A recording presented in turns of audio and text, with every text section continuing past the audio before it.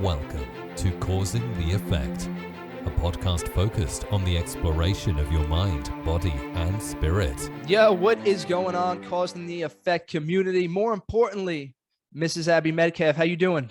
Hi, I'm really well. It's so good to be here, New Yorkers. We are two New Yorkers. Abby does slightly remind me of my mother, so this is just going to be interesting. I connected with Abby through a podcast, Relationships Made Easy. I highly suggest it. Just her doing her thing, but really focused on relationships. Author, psychologist, the people we all love to talk to. I listen to more the one on self-discipline, Abby, and self-control. That's like our whole shtick here. But give me your journey. Where did all this start? I know it started in Long Island, but where did it all begin? Well, not in Long Island, in New York City. My brother moved to Long Island later, but Manhattan? Yeah.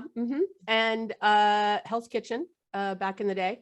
And, I'm a recovering heroin addict, which I talk about a lot on the podcast. And that really brought me into the therapy world and that kind of thing. But I started, my undergrad's in poli-sci, I was going to be a lawyer. We were talking about that. And, went off to Columbia and then was in Israel, moved to Israel as I was trying to get clean. And anyway, it just sort of came to be that I was very good working with people. And I kept getting feedback that I should look into counseling. And so I shifted, I moved back to the States. And then over the years, it just started building. And I went from counseling kind of drug addicts to the business world because I wanted to impact more people. So I went and got an MBA. And then I was doing that, excuse me. And I was working with a lot of people. And really what I ended up doing at the end was working with executives who had drug and alcohol problems in international M&A.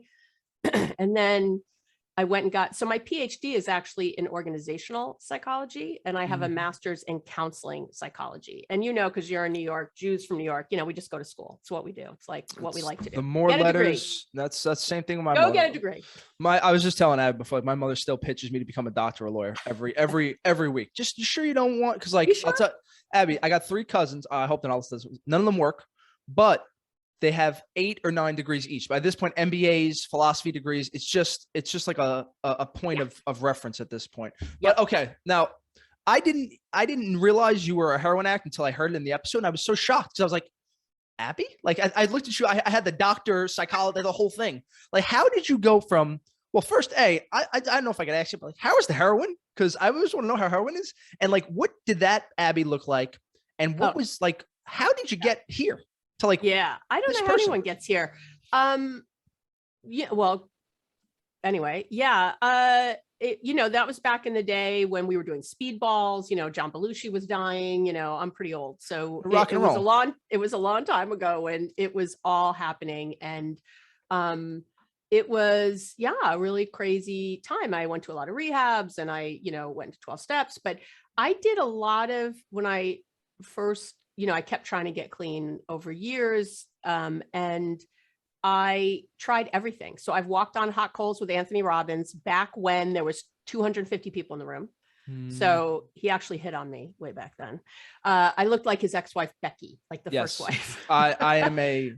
I'm at the end of my Tony Robbins coaching. Okay. I've been doing it 2 years. So He's great. I love Tony, love him, changed my life, really let me know that I could actually be a different person than I was, than a liar and a cheater and a feeling like I was the worst scum of the earth, Sure. And I did EST back when that was EST, not Landmark, with Werner Erhard. And I did LifeSpring. And I mean, if there was something to try to change my life, I did it. Like I was desperate.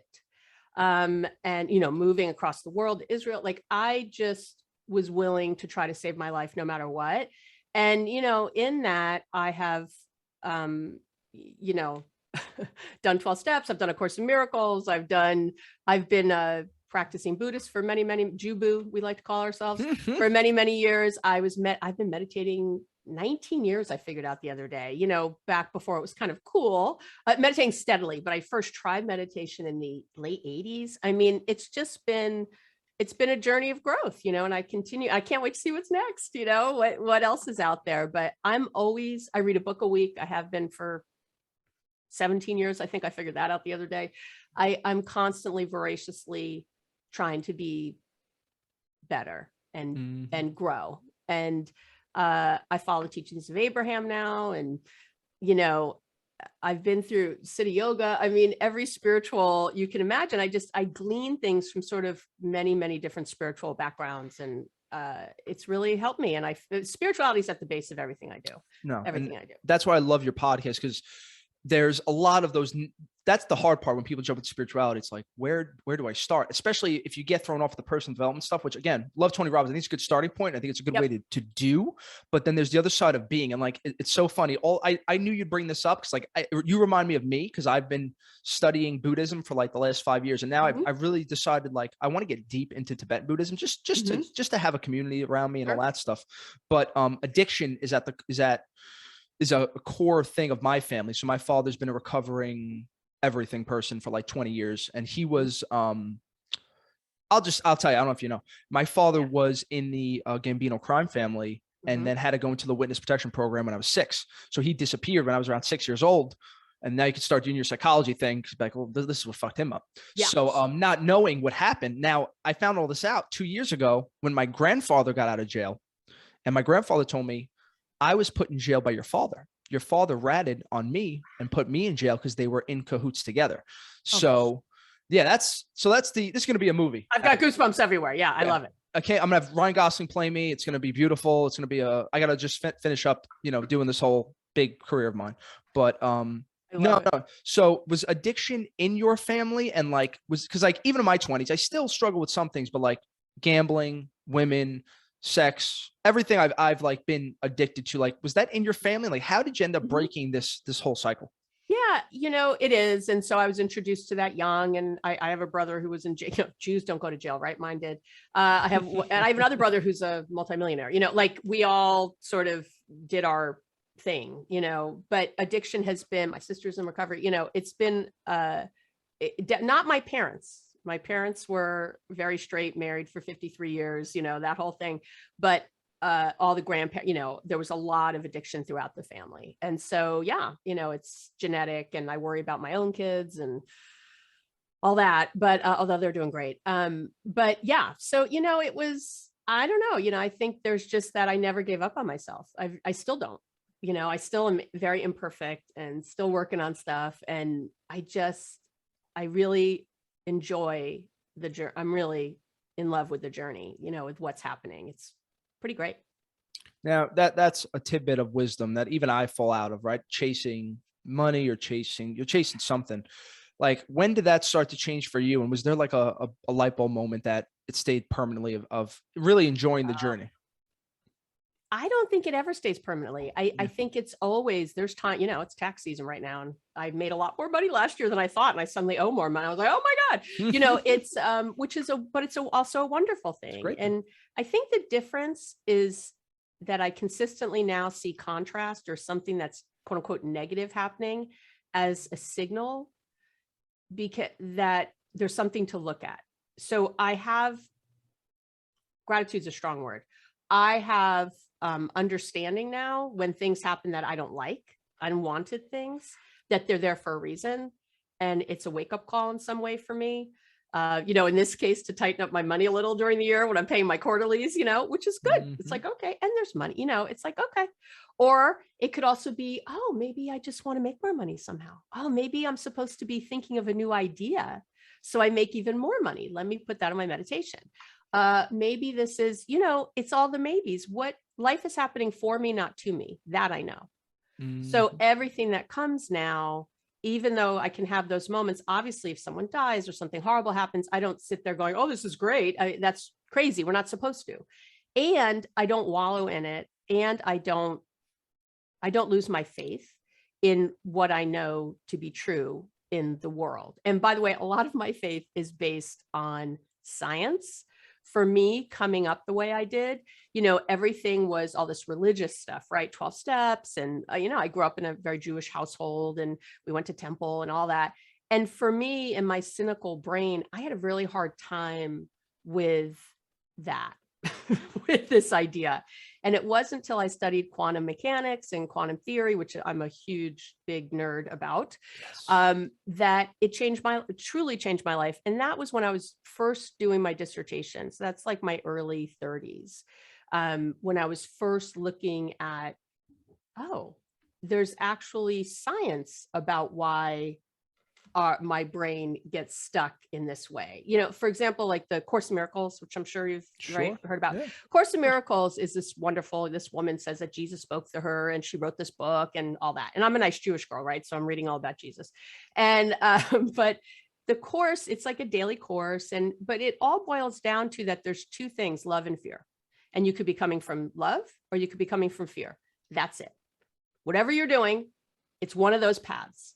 And for me, I was like, well, that's kind of black and white and ridiculous. And, it's so, just diluted into whatever. But when I studied brain science, you realize that when your amygdala is lit up, when the fear part of your brain is lit, right? So where all your fear is based, all the worry, all the anxiety, all the depression, all the bad stuff, when that part of your brain is lit up on a functional MRI, it looks like the part of your brain, your prefrontal cortex, your neocortex, where your values, your thought, your problem solving, your right and wrong, your values, your judgment, your long-term planning, that part of the brain, it looks like there's a blanket on it.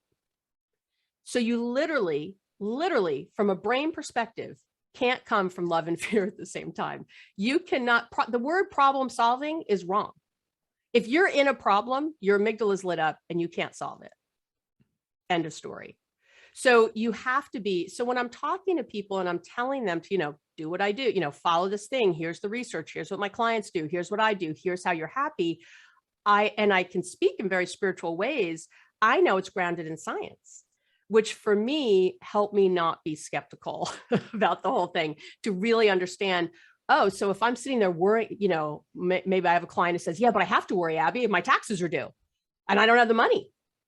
Of course I should worry about that. That's reality. I'm saying, well, it's actually not, because our brains are skewed towards negativity. We know this. There's tons of research about it. We know that we perceive things that are negative with more weight than things that are positive because of our evolution. So actually, this problem you think you're seeing realistically, you're making it a bigger problem than it actually is. You're not seeing everything as realistic as you think you are. And the more you think about it, the more the amygdala is lit, the more that then signals the hypothalamus to start sending out stress-inducing hormones, right? Like cortisol and norepinephrine and adrenaline and noradrenaline. And then the more your hippocampus, which is the part of your brain that remembers things well, that puts things into perspective, those stress hormones shrink and shrivel, literally the physicality of your hippocampus. So it makes you not remember well. It destroys the cells there. It literally makes it physically in the brain look different. So when I'm stressed, that's all the things that are happening. When I'm worrying and perseverating about a problem, I'm making the problem worse. I'm not seeing it realistically. And I've shut off all my ability to problem solve well and to be creative about it. So when I say, hey, you should be over here, right? Thinking differently about it. It's not because I'm like puppy dog tails and rainbows and, oh, Abby just is positive about everything. It's about, no, I actually want to be able to solve the problem well. And so that necessitates that I don't stay in that part of my brain. Sorry, wow. I was lecturing. I didn't know. That's amazing. I'm clipping that and putting that. I got to remember that. That's amazing. Now, how do you, because I know you were based in science, but how do you balance knowing the base of science and then having the spirituality behind it? Because it sounds like you're looking at it very practically. I'm assuming you're not going too deep into reincarnation and all that kind of wacky stuff. Like you're looking at it, how it affects the mind and the practicality of it.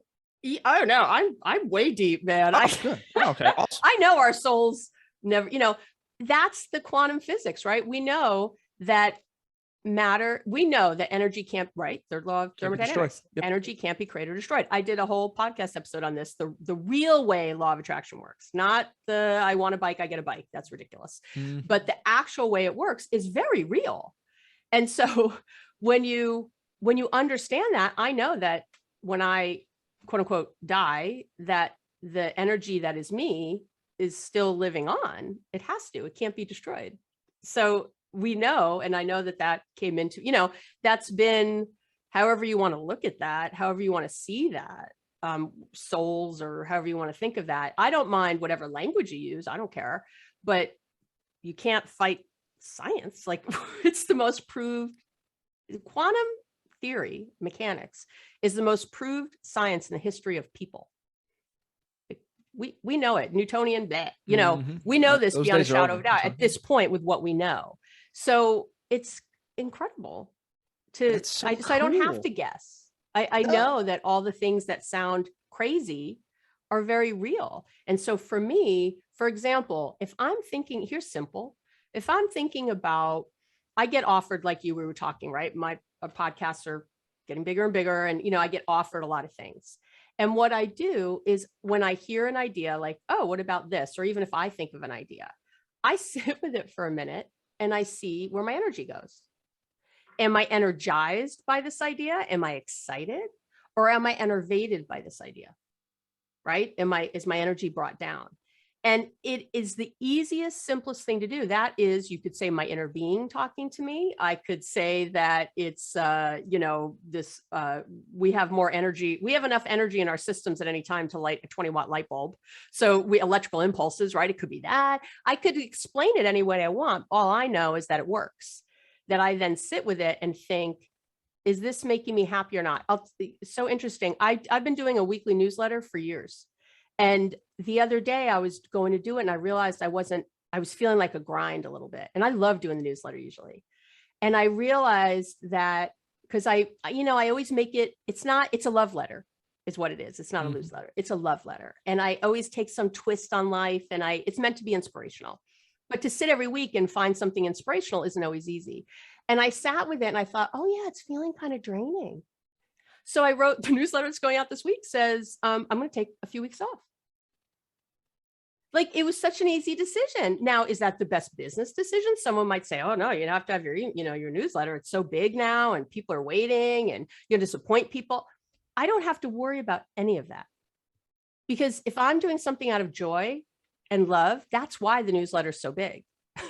That's why my podcast, yours that's grow. The reason. Yeah. It's the reason. So the second it's not joyful, I need to rethink it a little. It doesn't mean I have to stop forever, and I don't plan to because I really do love it.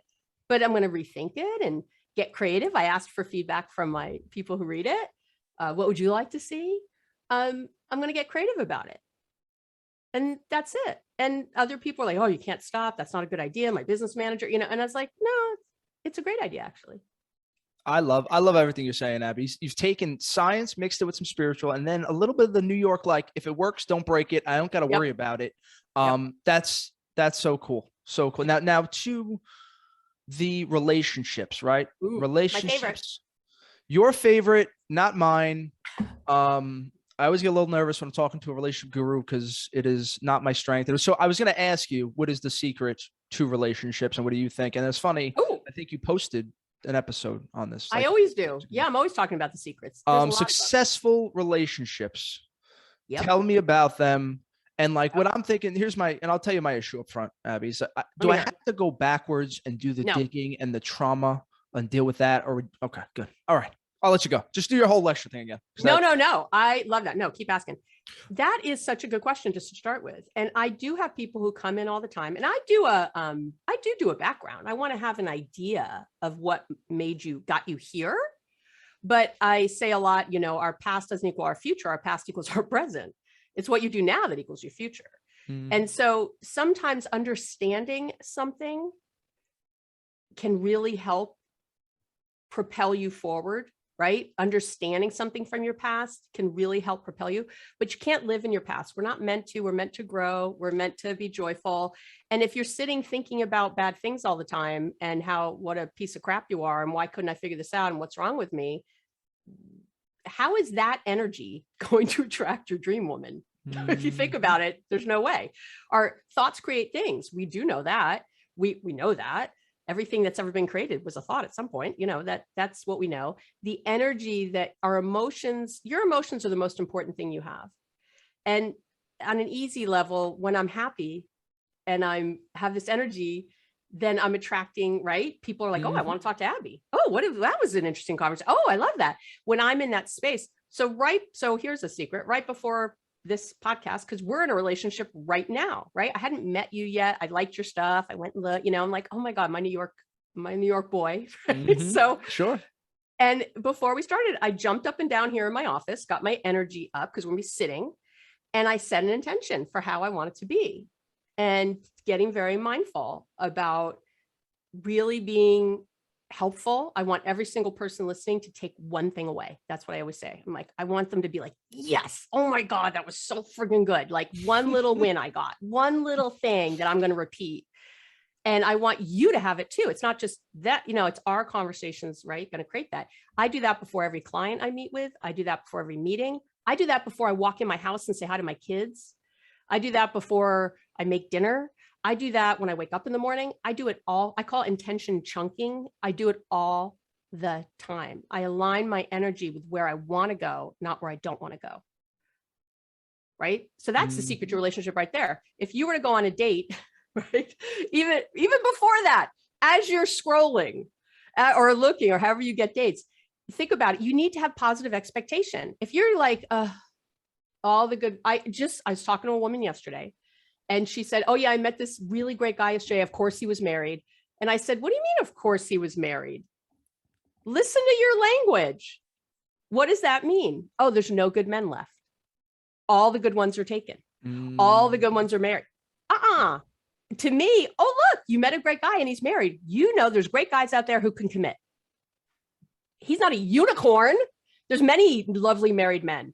So that means there's tons of them. So there's number one, before you even pick up the phone to swipe or to look or to go on the date or whatever, even before you go on the date, even before you say hi, get your energy aligned. Get it like, I am the shit. I am going to really attract an amazing woman. I deserve that. I want that. I can't wait to see who I'm going to meet. There's so many cool women out there. I meet them all the time. Yeah, sometimes they're married, but I know they're there. So that's what's going to happen right now. Okay. I got to think about where I'm going with this because people are listening. I know. Okay. Go ahead. Okay. So you start there. So we're starting here. Now let's say I'm with you. Okay. And I will say, ego aside, it's not a problem. Women love me. I know they're going to love me. Of course they do. You're adorable Whatever. and delicious little human. All that stuff, right? Right. The issue I'm having, and I could be in my mind that like, goddamn, I wanted whatever. And let's preface, married for 1.5 years, divorced, 10 years, all that stuff. Yep. So we do that. And it was like, I want this type of girl. Get that girl. And I get bored. Then I'm like, okay, that wasn't it. I want this type of woman. Get that girl. Bored.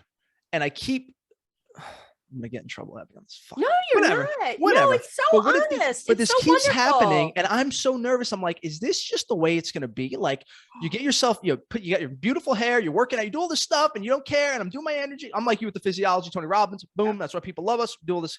And just so you know, I did all this before. You came on as well. So I set my intention. I've done yoga. I've meditated for 2 hours. I lifted 2 hours. I'm in the zone. Yeah, we are the best. But back to my issue here, to be selfish. Am I off of the quick, complaining I'm doing? Is this like You're not complaining? Is it I'm observing what's happening because it's making me a little nervous. Here we go. So about the RAS. Let's talk about the RAS first. Mm-hmm. Right? The RAS, and we'll repeat it for people who maybe haven't heard, right? I don't know it by RAS, but tell me.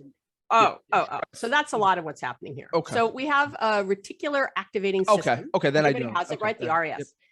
And what people miss a couple things about it. So the RAS is a filter between your conscious and your subconscious mind, right? Or unconscious, as psychologists say. So everything you think consciously, your RAS sends it as an order to your subconscious to look for that thing because it thinks it's important if you're thinking about it, right? And the easiest example always is if you've ever bought a car, right? Or wanted to buy a car, and you see that car everywhere and you can't not see the car. It's like there's gray BMWs, like that's all they're making on the highway, right? That's your RAS at work. It's very easy. What happens though with the RAS is that it also filters out things that don't match because our brain is so economical and efficient through its evolution. So for you, if you have anything in there hanging around that I get bored with women, I'm not really sure. This is a pattern I have. Even that, I have a pattern of getting bored with women. Get rid of that.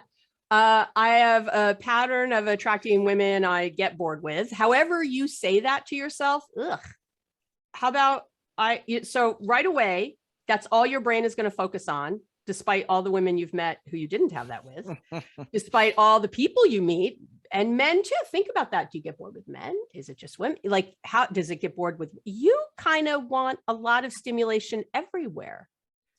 That's who you are. What's wrong with that? So I am too. I just talked about my 27 different degrees because I have the podcast and I meet with people and I do so many different things in my business because it brings me joy. And I like it. And I used to hear things like, oh, she can't decide, or she's, got too many ideas in her head, or she can't commit, or whatever. And, there's that way to see it, as opposed to I'm someone who likes to process in this way, where I'm enjoying things and I get really deep and then I move on to the next thing. Right? Because we're allowed to do that. So really, I would say to you, instead of having, first of all, I would get rid of an outcome, very Buddhist, I'd get rid of some outcome that unless you get married and stay together forever, it's a failed relationship. That's a bunch of crap. That I am looking for someone who excites me, to grow with, to learn from, to learn with. And that's all. That's what I'm doing right now. And you might find that you stay in a relationship like that for 30 years and never get married. I don't know. Or each one, what have I learned? How did I grow? What am I taking with me? And is there a space where I didn't have to get bored? And that's just what I was thinking. And maybe I was afraid to ask for what I really wanted. Maybe you wanted a threesome or something. You just didn't want to ask for it. Maybe it was sexual. Maybe you wanted to not see her as much as she wanted to see you. And then you got kind of turned off. Maybe you know what I mean? But I know exactly what you mean. I'm living what you mean. Okay. These are all my issues. You just named all of them. This is what I do. So, and this, by the way, when we're connected, people often will say to me, you're kind of psychic. Like, how do you know? And I'm not psychic. We all are. Either we're all psychic or I'm not. Like, it doesn't matter. It's because when we're really connected, we get that. And when I take as an impulse, I'll say, and then people say, yeah, it's exactly it. I'm like, yeah, because somehow in that syncing that we're doing, I'm getting an impulse to say something, and I've learned to trust it, that somehow that's the right whatever. Do you know what I mean? Yeah. Even if the person disagrees with me in the moment, they'll often come back later and go, I was thinking about what you said. and that was the goal, maybe. I don't know. I'm just the vessel for that, right? But either way. So, but to judge all those things based on what you think you know, right? Why are we judging any of it? Like, why isn't it just this thing that you're experiencing right now and enjoying? Why can't this be the fun of it? Why isn't this just fun? Why is there anything else attached to you're talking about sex and fun and travel and time alone and discovery. These are all really wonderful love words to me. Yes, you're right. And the judging thing is like my biggest issue. We're working on it in Tibetan Buddhism class. I'm trying to get rid of it. I know where the seeds lie. We got to decondition them, like what you're saying, because you said sex and judging. This is my issue. Then like my mind is so fucking hypocritical because it's like I've always wanted like a safe, nice girl. Or at least that's what I thought I wanted because it's safer. You're not going to get hurt, whatever. Yeah. And then in my pets, I go, oh, maybe I'm sexual. I like, things a little diverse. I'm like, oh, I would like a sexually diverse girl. So you get that. And then I'm thinking, this girl's a goddamn whatever, a dirty girl, whatever you want to call it. And then I'm like, shit, I'm talking out of both sides of my mouth. And I'm realizing this. And I'm like, is there just no answer here? Like I'm losing either way. But I know what you're saying. You're saying you have to not even get to that point of looking at this, like just be. Right. And I will say, whenever I think something is a yes or no, or only two ways, it's this or that, then I know I'm not, that's the fear part of my brain. Yeah. Because remember, right, amygdala can only fight or flight. That's all. And we can freeze, obviously, with this different way that all happens, right? We can just kind of freeze. So that's like, I either stay or go. I either fight or run. Do you know what I mean? Whenever you're in that kind of, just the two, that's when I always know I'm in trouble, when I only see two options, two choices, because that's certainly not the creative part of my brain. there's a million other things over there, right? There's so much else there. So, and instead of maybe, I think we tend to, dilute is the wrong word, but we tend to, what's that word? Bring things down to like very small little atoms that we want to break down. And I would say, she has to be this way, and I want that, and it needs to be this. And I would say instead, I think love's very expansive. And so I want to have this freedom. I want her to have freedom. I want us to be able to talk about it really well and be excited by it. I want to, oh my God, I want her to have ideas I haven't even thought of. I want to be able to say that makes me uncomfortable without feeling judged. And we can talk about that. And she'll be excited by my like she'll want to really go there with me.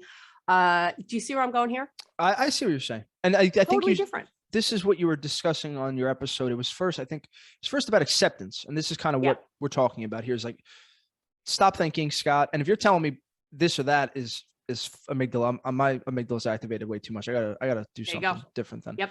And then the second piece you discussed was intention, setting an intention.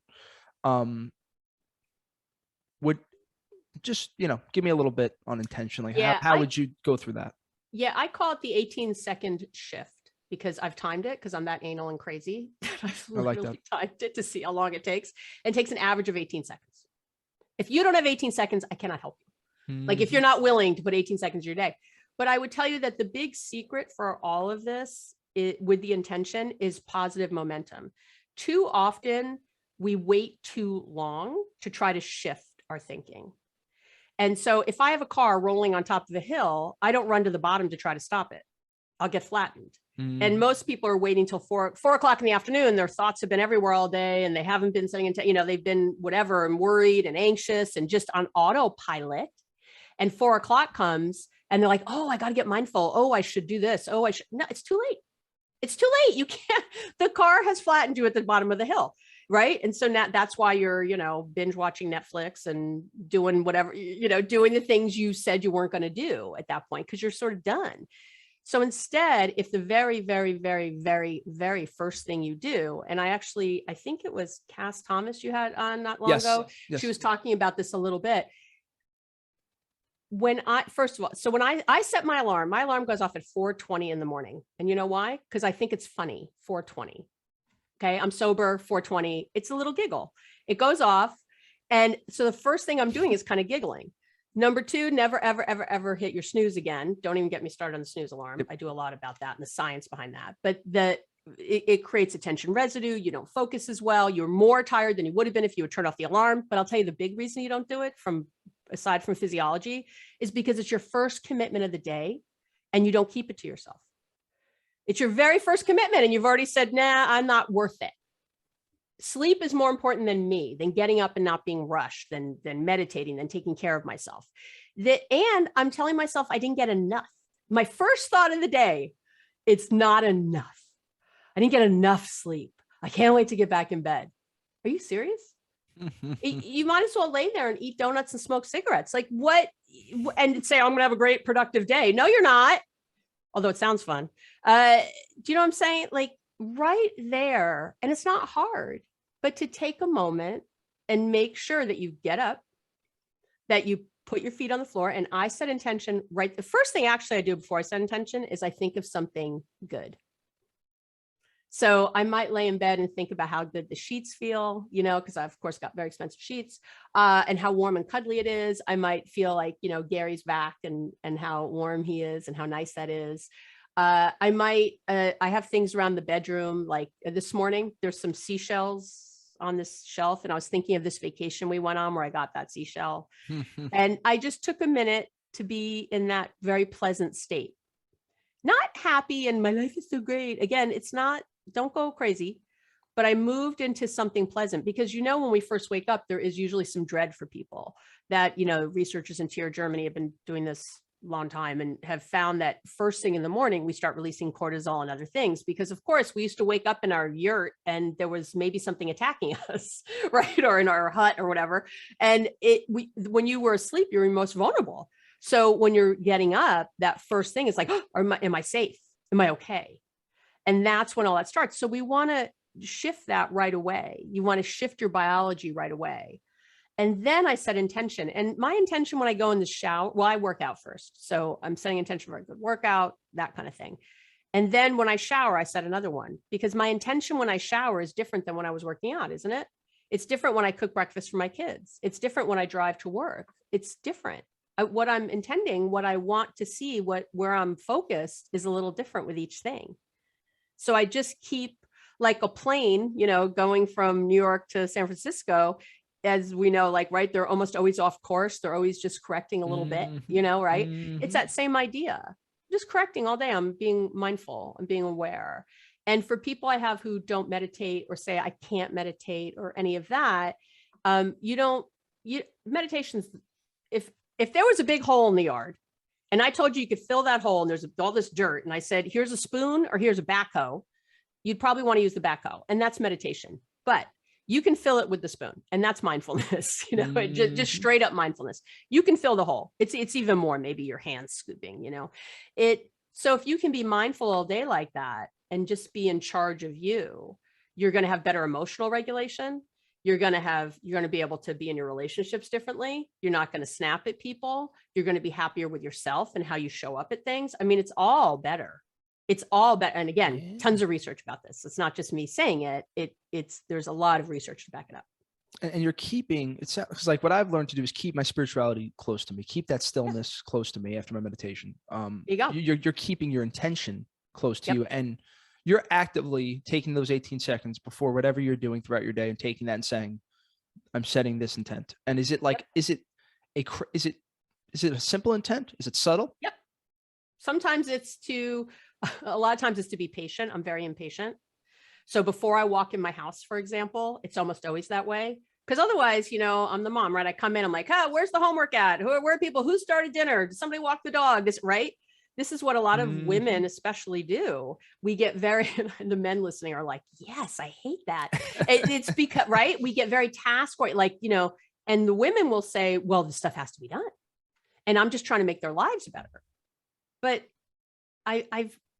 but when you walk in and you see the energy of people pulling back because it feels like a lot, right? Or pushing back, like, don't ask me yet, or I'm trying to relax, or, instead to think, I'm trying to be of service to my family. That is what I'm trying to do. I love them. I want their lives to be happier. Imagine just setting that intention. Before I walk in, I want to be of service. I want them to know how much I love them, how much I care about them. And guess what? I can still ask for, how's your homework going? From that place, which is very prefrontal neocortex, versus, did you get your homework done? Because I'm already thinking of the 40 things that have to happen later, which is very amygdala, scared, fear brain. Do you see the difference? Absolutely. It's the same question. And I will tell you the scariest part, my Max, my 18-year-old, who is senior in high school, he's so intuitive. I've come in the house and forgotten to set intention because maybe I came in a different way, or, I forgot, I'm human. I forget. A little hectic or something. Yeah. And he has, I swear, every time he'll say, did you, because they know I stopped the car. He'll say to me, did you not stop the car? And I swear to you, he is right. Like 99% of the time. It's unbelievable how right he is. And he can feel it. And even when I tell myself, I'm being calm, I'm fine, this energy is coming out. And everybody who's listening knows, because you've been talking to someone before who they were saying all the right things, but you felt like they were full of crap, right? And you were not listening. Oh, and the thing I say all the time, this is the best. This is the work of Timothy Wilson. Our conscious brains process information at a rate of 50 bits per second, but our unconscious brains process information at a rate of 11 million bits per second. Wow. So people don't hear what you say, they hear what you mean. That's what they're listening to. You might think, oh no, I said all the right things. Oh no, I calmed myself for a second, no, I thought before I spoke. Did you? Did you, maybe you thought about what you wanted to say, but did you think about how you wanted to feel? Did you think about how you wanted the other person to feel when you said this to them? That's setting intention. That's stopping to direct in a very conscious way where things are going. as opposed to problem solving, strategizing. All that's fine, but that's what you do second, not first. And so when you get that 11 million bits is always happening and that you're picking up on it all the time too from your people. And I use this example a lot, but it's what happens. So I'll tell someone, you and I'll have this conversation, right? And you'll go away and go, okay, Abby said a set intention. I'm going to start doing that. Right. And let's say you had a girlfriend right now and you started to be different with her and you started to set intention. Now she's going to be watching going, what's this? What's happening over there? Right. Because she's picking up, because you're doubting it a little bit. You're not sure if it's going to work. Let's see. I'll try it for a week and I'll see. I love that one. That's just doubt. That doesn't even, I don't even think that counts. And this is what my clients do too. And now your girlfriend is like, I'm not going to change because I don't know what he's doing over there. Let's see how long it lasts. So she doesn't change anything. You keep being fabulous. And now she's not changing. So you're like, Abby, it doesn't work. Told you. And you go back to the way you were doing things. She goes, knew it. I knew it. I knew that was fake. And then you come back and tell me my tool didn't work. And like, no, my tool works great. But you have to get that 11 million bits on board. You got to get rid of the doubt. This is the positive expectation. And you said something, I know what you're saying. And you said the one that I'm clicking with is you have to feel it. You have to actively feel it. And you could tell, I'm sure it's probably the same. I feel like for men, it's a little bit more difficult to feel. At least that's something I've dealt with the issue with, yes. Like actually feeling things in a way, instead of thinking, just feeling. But everything you're saying is really resonating. Kind of everybody, though, I will say. Everybody? I agree. Men have a harder time because of socialization. But here's a great thing to try with anybody, work, home, anywhere. Say to someone, hey, how are you feeling right now? Like have a conversation and say, how are you feeling? And I will almost guarantee you, they'll tell you what they're thinking. You'll say, how are you feeling right now? You have a little exchange, right? Like maybe your mother comes up and says, have you thought about law school again? Right? She's checking in. Anger. Maybe you're complaining about work and you're having dinner with your mom and you're complaining about work. And she says like, I don't know. I keep thinking law school would be so great for you. I think you'd be such a good lawyer and I don't know why you won't even consider it. Okay. If you said to her right then, hey, how are you feeling right now? Saying that to me. First of all, feel the energy drop in, right? And what I almost guarantee your mom will do, and I love your mom. What's your mom's first name? Caroline. Caroline. Love you, Caroline. But here's Caroline's listening. And just so you know what Caroline would do, it sounds like a mother of very rationality. My mother would say, Scotty, I filled out your application forms for Columbia. I'm going to send them. Is that okay? That's what she would do in reality. So but go ahead. So here's Caroline. You say to her, how are you feeling right now? She's like, well, I just worry about you. And I really think you have so much potential and that you're not living up to it. And but see this, all the thinking, all of her thoughts about you. So you would stop and you go, I hear all that, but what are you feeling right now? You and I are having this conversation. What are you feeling? Well, I just feel like you should do something. No. What are you feeling? I'm telling you, this is what's going to happen. I'm going to try this with her because it's the best. And right now, I would be told, Scotty, you're a fucking asshole. That's what she would say to me saying so much. So I'm going to keep prying them. I'm going to keep prying, but not Ma. What are you feeling? Just tell me what you're feeling. Mad, glad, angry, sad, overwhelmed, worried, what? And she might say, well, then maybe you'll get one feeling. Well, I just worry about your future, or, I just think there's a lot of other things. I'm telling you, sometimes people can't get off the thought because they don't even know what a friggin' feeling is. Really, what your mom is feeling is anxious. She's scared. She's worried, right? Because of her beliefs about what a life is supposed to look like, right? I remember traveling all over the world, literally, when I moved across the world, and everyone in my family was calling me the wandering Jew. It was like this, right? It was like this joke everyone had. Well, where are you living now? I'm so flighty. I'm living like this amazing life. Of course, no one else in my family has ever traveled anywhere. So they're afraid. They're watching me do something they haven't done, and they're worried for me. They might be a little jealous too, or envious. I don't know. But whatever it is, it's from a fear place. And yet here we are as people going, oh yeah, right. Oh yeah. We're letting their worry become our worry.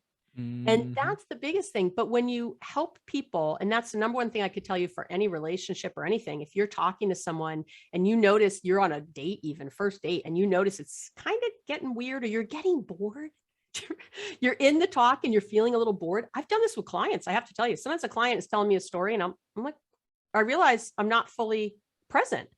I'm like, oh my God. And I'm really good at being fully present. And I stop them. Like, what are you feeling right now as you're telling me that story? And they'll again go to thought, but I bring them down. And I'm telling you, there is nothing like it. The connection, we connect with feelings, not thoughts. Nobody connects with thoughts. We connect with feelings. So when you get to that, and sometimes they'll say, oh, I don't know, I'm just feeling lost as I'm talking. Oh, I was feeling a little lost too while you were talking. I realized I wasn't even like, what do you want to say to me? What does this boil down to? I have the best conversations with clients when we do this, like, or with my friends or with anyone else. So imagine having that even on a first date. How awesome to set the tone. Well, how you feeling? Oh, I'm a little nervous. What else? Just nervous. Nothing else? I'm nervous too. I'm a little excited. What else am I feeling? I'm feeling sort of actually kind of content right now. This feels kind of good right here. I don't know, whatever you're feeling. And that connection with people is amazing on every level, by the way, every level. If you want to sympathize with someone or empathize with someone, whatever it is, it's about the feeling connection, not the thought connection. That sounds like the best opening pickup line I've ever heard right there. So what are you feeling? What are you really feeling? Because I've dabbled in this game and it works pretty well. You're so cute. Not a game. So that's the beauty of it. It's really, but you have to set that intention first. Like you'd go on your date, not thinking, I want this to go really well. I want to really get to know this person and I want them to get to know me. That's my intention. Or, because what does that mean? Go really well. I don't even know. What does that mean? That you had sex later? If you want that, just have that be your intention. I'm really hoping this woman is beautiful. I'm hoping she wants to have sex with me. That's fine. You're allowed. You're not doing anything horrible. Like, as long as you're honest, there's nothing else there. And that doesn't mean you have to be honest and say, I just want to have sex with you, but it does mean when sex, let's say it came later, that you'd have, no pun intended, that you'd have to, stop though, and be clear about whatever your intentions are, whatever's happening or how you're feeling in the moment, any of that. That's okay. It's the judgments about what that all means. Maybe sex is how you feel really physically connected, which helps you feel emotionally connected. I don't know. Maybe sex is how you sabotage. I don't know, but whatever it is, you'll learn from it without having to judge it. For me, the second I get the sex, I don't know. It's over. Is it the second? It's pretty close. It might be, and it might not. I don't know. Or is it that I'm setting? Is that the story I'm telling myself? Exactly. Like, that's again another fucking pattern. Shit. But don't look at it as a pattern. What if you actually said, I am not going to be bored after we have sex?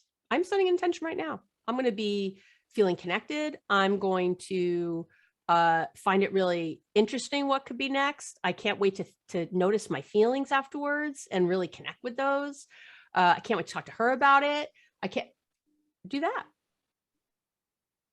This is the thing you're trying to avoid. So of course it's, or not talk about, or I'm an asshole because I think this way. No, you're not. We're all allowed to have thoughts and feelings. Like that's just how it is. So, but to set yourself up that's the only way that works for you. I just think again, and then we have a confirmation bias, as you know, right? So you're going to kind of confirm what you think is true. So what else could be true? Not is true. What else could be true? Could be true. Could be true that I really want to have sex again. Could be true that I want to have sex in somewhere more exciting next time. Could be true that I want to experiment in different ways. It could, I don't know. we're taking some acceptance, we're setting intentions, we're being flexible with our thinking. I think that seems to be something that's popping up Yeah. with this is the rigidity in thinking, something like that, Right. black and white. Yeah. Is that something Very that you have to black and deal white. with people? Of Is this course. flexible thinking? We all do it, right? I do it too. I get caught, again, you don't get to somewhere where you're done. you don't get to another side, because whatever happens, we're always growing and wanting more. So, and that's wonderful to want more. It's wonderful to grow. That's the whole reason we're here. I think you don't get anywhere. You keep like, oh, that's really cool. Now what do I want? And then you have a new thing that's tough to get, and a new thing that's a challenge, because we're supposed to keep growing and expanding. Not because I'm a jerk who gets bored. Right. Right. Yeah. It's just a different opening. It's a different opportunity to look at how you interact with people. Right. Also, yeah. Yeah. And it sounds like what do you think? Yeah. It's just women. The guy stuff it's pretty good. I got pretty lucky. Good. And I think, shout out to Caroline for dealing with me, by herself for 30 years. She bucked it up. That's a whole nother story. But now to the relationship piece, what is a mistake that maybe people are making unconsciously that you constantly see, or you would say is the biggest one that, pops up? The competition problem. I talk about it ad nauseum. So most people come to me and say, oh, the biggest problem we're having is communication. We don't communicate well. We're not communicating, but it's never, that's like the second floor of the house falling down because you don't have a good foundation. And you keep trying to build that second floor without dealing with the foundation problem. And the big problem I see over and over and over and over is competition. We compete with our partners for resources. We keep score. It's your turn to put away the dishes. I paid for dinner last time, so you pay this time. I went out with my friends on Friday, so you can go out with your friends on Saturday. I bought this, you can buy that. When you start having kids, it gets really crazy. I took Sophie to baseball on Monday. You have to take Brian to piano on Tuesday. It just doesn't stop. And when we're competing with our partners and keeping score, we of course don't want them to win. We want to win. If I have limited resources, I want them. I don't want you to have them. I want to win. So, and that becomes like, well, I did this, and this, and, and you didn't do, you did only these two, and I did these three. And we start comparing what we do. We start keeping a list of all the things we've done that they haven't done, or watching what our partner is or isn't doing, and then judging it and deciding what it means. Oy. He doesn't say I just had this last week. He's not interested in sex. So he doesn't find me desirable and he wants a divorce. I was like, wow, has he said any of that? It's a lot of assumptions. And of course she's like, no, he always tells me how beautiful I am and how devoted he is. So why does it mean this? But we decide it means something from our own filter, right? What that means. Someone doesn't text me back right away. What does it mean? What does that mean? I know what it means. And of course, we're always skewed negative anyway, but there's that keeping score and not understanding that in every relationship you're in, you're a shared battery. And if you are taking away from your partner, you're taking away from yourself. So if my partner is exhausted, I'm exhausted. And so this idea of always looking to the partner to pick up the slack or pull their weight or do their fair share is just taking away from yourself. And couples tend to do this, just as an automatic, right? Something has to get fixed around the house. Well, I don't have time to do it, so you have to do it. Why don't we hire someone to do it? Why don't we decide we don't use that room anymore? Why don't we? I mean, there's a million things you could do. Mm-hmm. But this idea that we immediately go to, I'm overwhelmed, so you have to pick up these pieces because they have to be done. Do they have to be done? Are you sure? Is that just something you like? Right? How else could this look? There's a million things you can do there, but that's really that's the cancer eating at relationships that I see. And then, I got this big promotion at work. I'm going to be traveling, all over, maybe the wife tells their husband that, right? And then the husband goes, great, now I'll be stuck at home taking care of the kids while I'm trying to work, because they're seeing it as, right, like there's a resource that we're splitting up. And now you're getting more, you're winning, so I'm losing.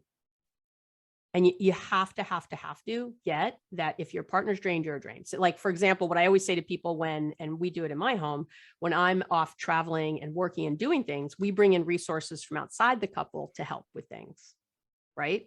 So another parent to drive my kids when they were smaller, right? Or someone else to bring them to whatever, or making sure that someone else was ordering in pizza every night instead of having a healthy meal, doing things that take off the plate at home because I'm not there to help. So that doesn't mean now you just keep doing all the things that you already were doing, which by the way was up to here, and then more, and now I'm really drained. And then I come home and now you're exhausted, right? We're not going to have rock star sex. We're not going to have some really great, like, woo, I can't wait it's so good to see you. And I'm tired from traveling. It wasn't a vacation. I've been in 3 different time zones. I've talked to 800 different people. I've been waiting in airports, right? I'm tired. Sure. And so but this is what couples do over and over and over. And then they wonder why, they're feeling resentful and angry and, not heard, and everyone's exhausted. What are you supposed to hear? I'm too tired to even listen. So you gotta notice your language around keeping score, your turn for things, the tit for tat stuff, all that. And you have to think we're a shared resource. So we either have to do 2 things. If things are coming in, it means we have to add a resource from outside the couple to help with it, or take something off the collective plate so that there's room for one or both of us to handle the thing. You can't just keep adding to the plate. Then that's what people keep doing. They just keep adding to the plate like it's some endless plate. It's not. And then we have divorce and we have fight, or worse than divorce, frankly, is miserable couples together. Isn't that? I think it's even worse than divorce. Yes. No. And that was basically the reason why I got divorced, because like me and the cousins would take every January we go to California. We were talking about California. We just go, there's 8 of us. We've all lost a father or don't have a father in some way. So we're 18 to 40, we all take a trip. And my ex-wife would do the tit for tat and go, well, I have to go to the islands the next month.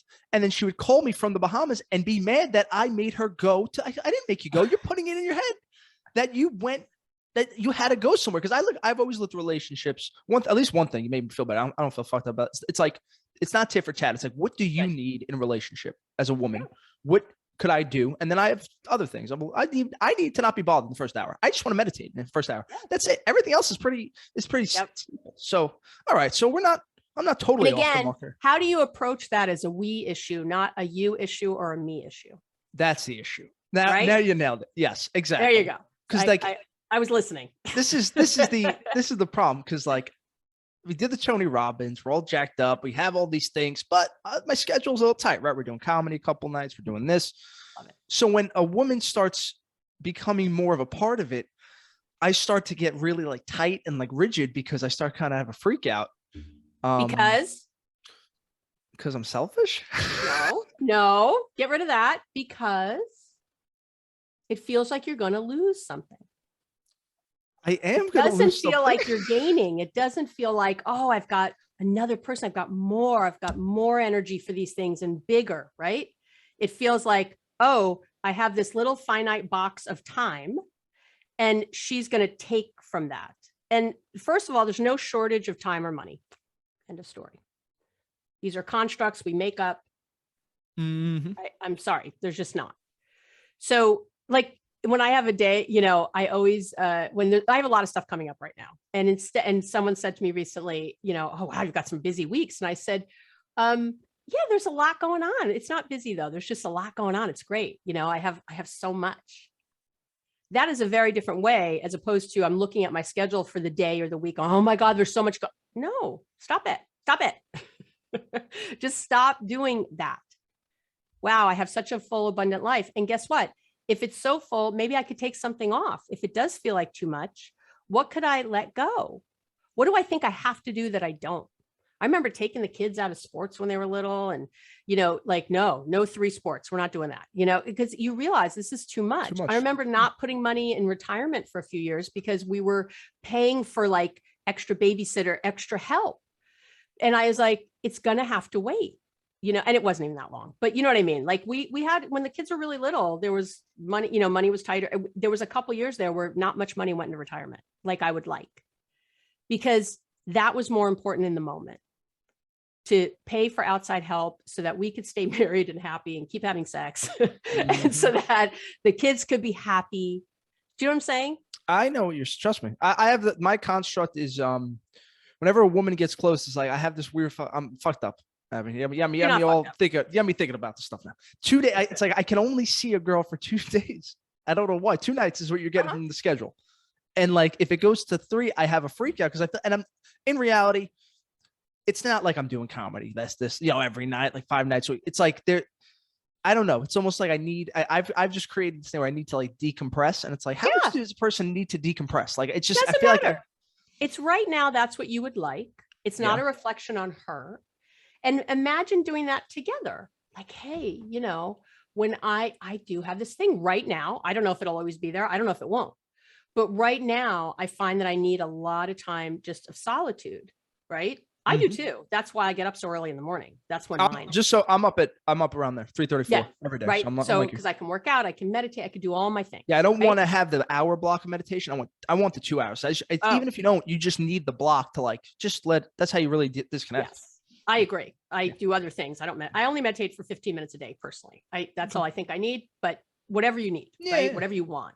And so for me, that's my time. And I go to bed really early. That's how I do it. So, but however you do it, but again, what happens is then the partner sees it as rejection or whatever, you know, instead of you guys really talking about what it is, that it has nothing to do with her early on.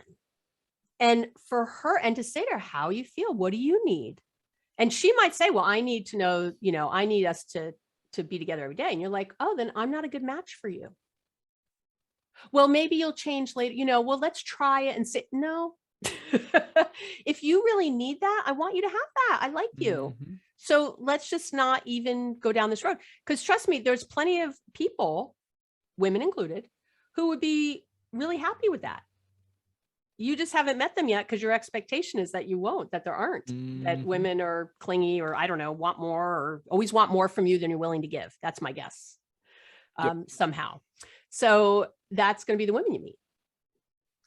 So let's have a new woman who loves her solitude as much as I do, who finds ways to help me get it, who loves when we are together just to be 1,000% on. And then when we're not, it's so great. You know, we have such confidence in our relationship that it's just fun.